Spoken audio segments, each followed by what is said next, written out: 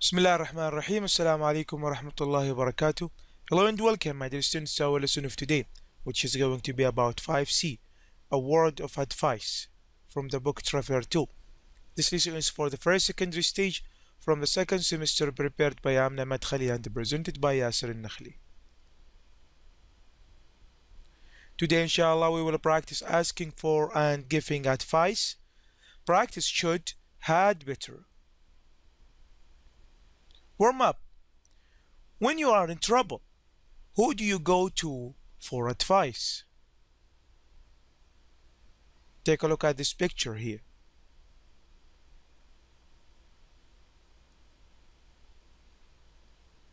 Okay, now vocabulary. Read and try to guess the meaning of the words in bold. Number one, nowadays, lots of people suffer from stress, and when it's bad, it can control their lives. Some find that talking to a friend helps them to reduce stress. Number two, my younger daughter has a fear of dark and can't sleep at night. How should I deal with this problem? What do you advise me to do?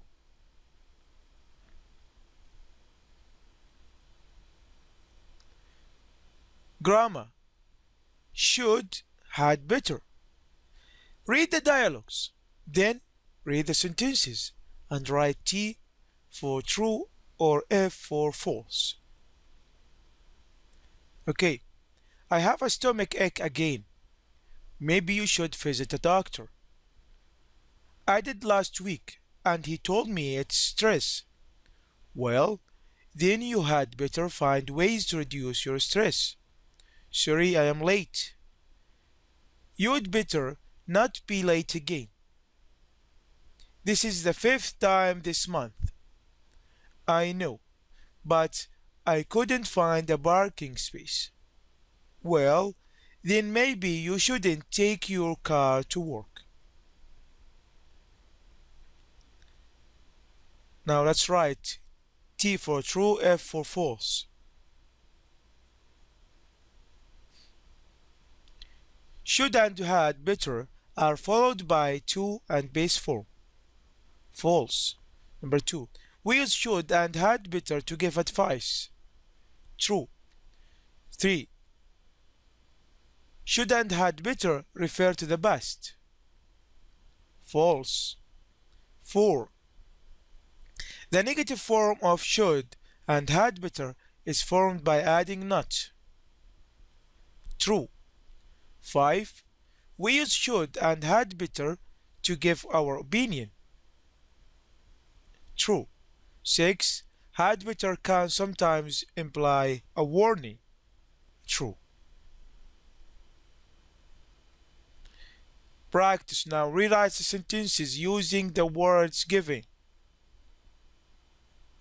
Rewrite these sentences again. Use these words between brackets. Take your time and answer these questions.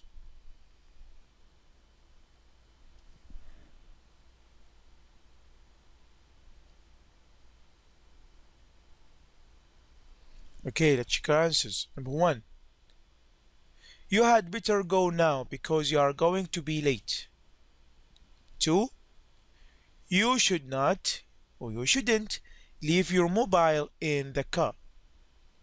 3. You had better not borrow my car without asking. 4. You had better not be late, otherwise Abdurrahman will leave out without you. 5. You should talk to your parents.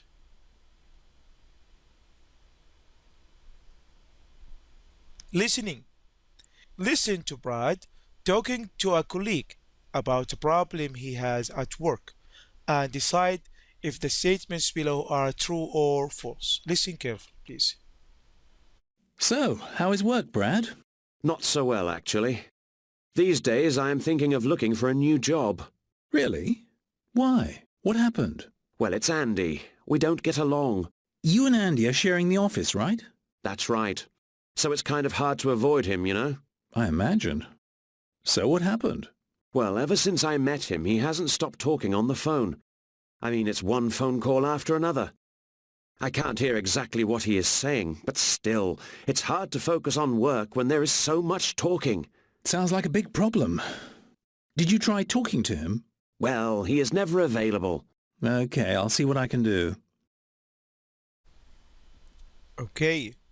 Number 1. Brad is not enjoying his new job. True. Number 2. Brad's office is next to Andy's. False. Brad and Andy have had a discussion about this problem. False. Now, listen to Andy talking about the same problem and write T for true or F for false. Andy, can I have a word with you? Yes, of course. First of all, you seem worried. What's wrong? Well, these past 2 weeks have been very hard on me. You see, my parents had an accident and they are in hospital, so I am on the phone with the doctor every day. Oh, that explains everything. I'm sorry to hear that. Thanks. We are very busy and I can't take any days off. So I have to make lots of phone calls to make sure my parents are okay. My brothers go to the hospital every day, so they call me too to tell me how things are going. The only problem is that I am now sharing the office with the new guy. He must think I'm very rude. I had better tell him what happened. Yes, you should talk to him. He'll understand. Okay, let's check our answers. Number 1. Someone in Andy's family had an accident. True. Number 2. Andy goes to the hospital to talk to the doctor every day. False. 3. Andy wants to explain the situation to Brad. True. Speaking, now talking bears. Students say, imagine that you have a problem. Tell students B how you feel and ask him for advice. Use some of the ideas in the box. Student B, listen to student A's problem and give him or her advice. Use should or shouldn't and had better or had better not and some of the idea or ideas in the box.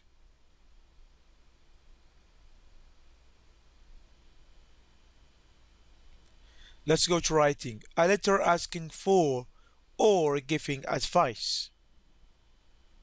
Do you read problem pages in magazines?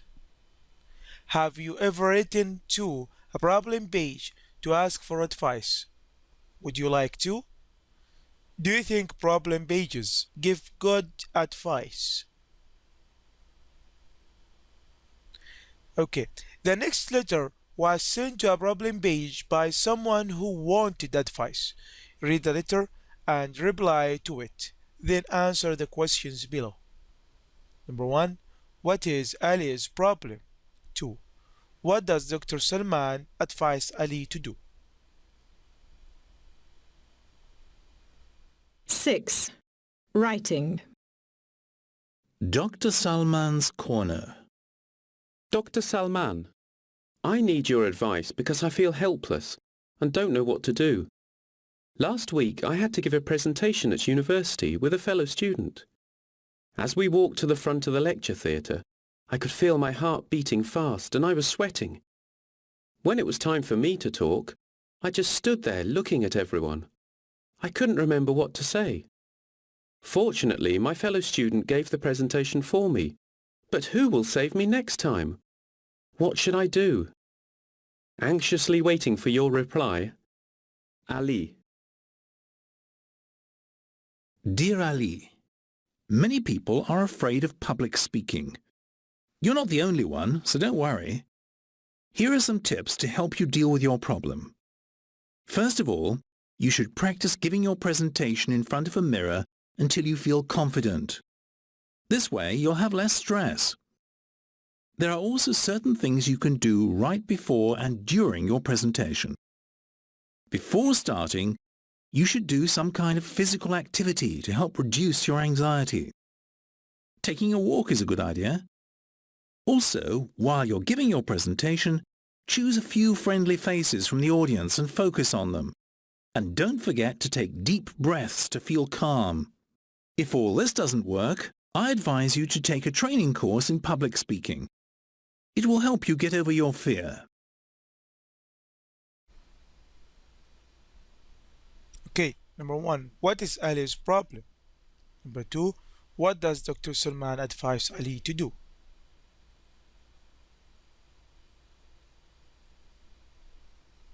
Okay, Ali, he is afraid of public speaking.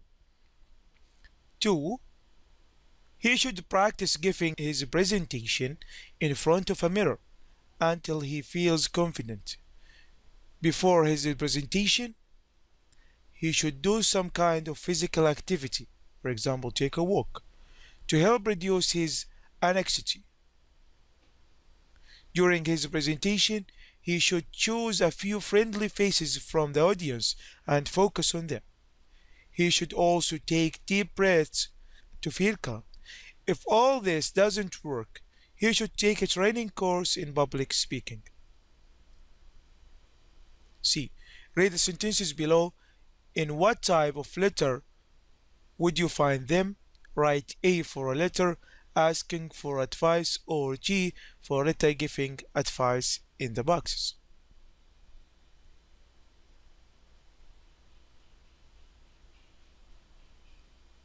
Okay, let's start with number 1. G.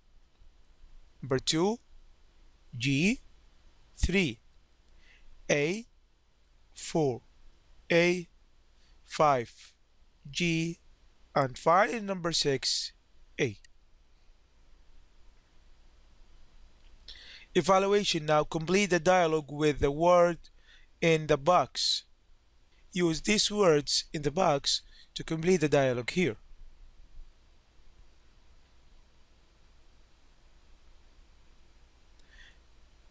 Okay, let's start with number 1. My heart beats. Number 2, speaking.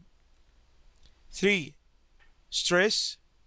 4, advice.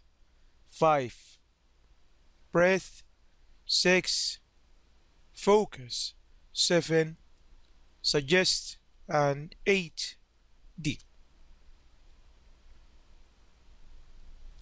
Okay, today we learned practice asking for and giving advice, practice should and had better. These are the references referred to in this book, Workbook Teacher's Guide, and Google Clip Arts for pictures. For more information and listen, please do not hesitate to call us on our website, our Twitter account, or our phone number. Thank you and hope to see you again. Wassalamu alaikum wa rahmatullahi wa barakatuh.